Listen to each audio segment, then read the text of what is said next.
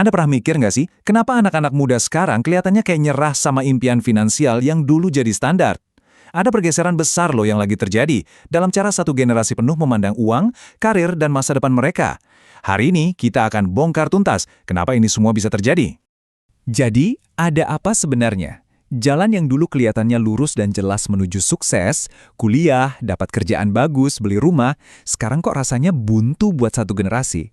Tapi mereka ini bukan cuma skeptis loh, mereka secara sadar memilih untuk keluar dari sistem. Yuk kita gali lebih dalam alasannya. Oke, mari kita bedah satu persatu. Ini bukan cuma sekedar perasaan atau asumsi ya, ada data yang benar-benar nyata yang menunjukkan pergeseran ambisi yang jujur aja cukup mengejutkan. Kita mulai dari sini, survei Gallup bulan Mei 2024. Persentase orang dewasa Gen Z yang merasa hidupnya berkembang atau thriving itu anjlok jadi cuma 39%. Bayangin, turun 5 poin hanya dalam setahun. Ironisnya, semakin mereka dewasa, kelihatannya mereka malah makin pesimis sama masa depan. Terus coba lihat data ini. Dulu, hampir 3 dari 4 anak SMA itu pengen banget kuliah sampai dapat gelar sarjana.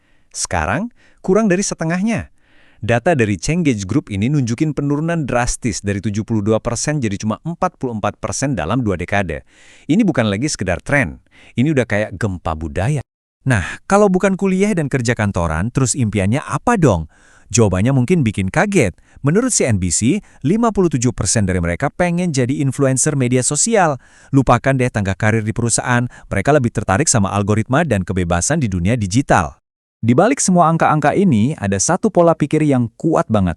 Untuk bisa paham, kita perlu kenal satu istilah kunci, nihilisme finansial. Konsep inilah yang jadi jantung dari semua fenomena yang kita lihat tadi. Gampangnya gini deh, ini adalah keyakinan kalau sistem keuangannya itu, curang. Ini adalah sebuah filosofi yang lahir dari perasaan bahwa aturan mainnya itu udah diatur sedemikian rupa untuk merugikan mereka. Jadi buat apa capek-capek main sesuai aturan?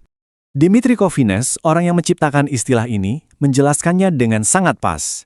Katanya, ketika harga sebuah aset, misalnya saham atau rumah, udah nggak lagi mencerminkan nilai aslinya, maka semua keputusan investasi itu pada dasarnya cuma untung-untungan.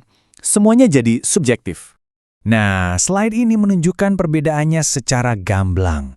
Pandangan tradisional bilang harga itu cerminan dari nilai. Tapi pandangan nihilis, harga itu suka-suka yang main. Dan pasar itu lebih mirip kasino raksasa, di mana nilai itu cuma ilusi yang diciptakan oleh persepsi orang banyak.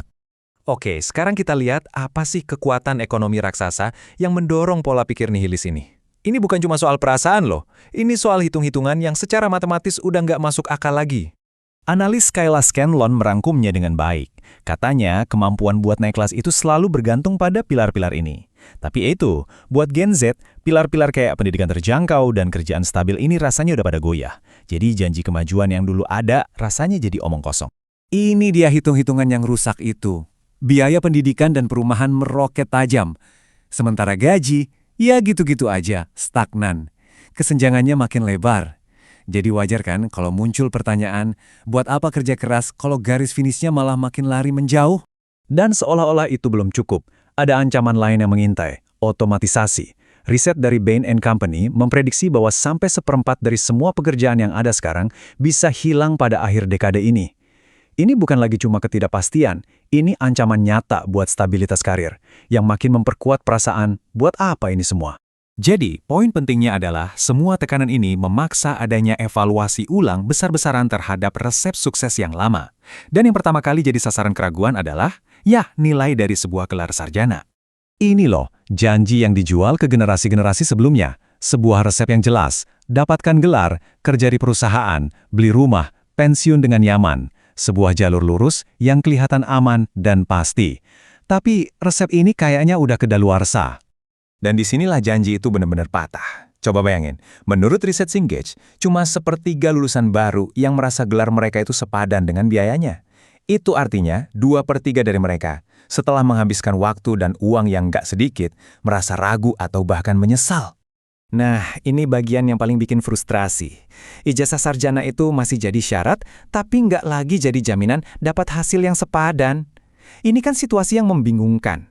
Kamu harus ngutang banyak buat dapat tiket masuk, tapi tiket itu nggak menjamin kamu bisa masuk ke dalam pertunjukannya. Tapi tunggu dulu, di tengah semua kekecewaan ini justru muncul inovasi.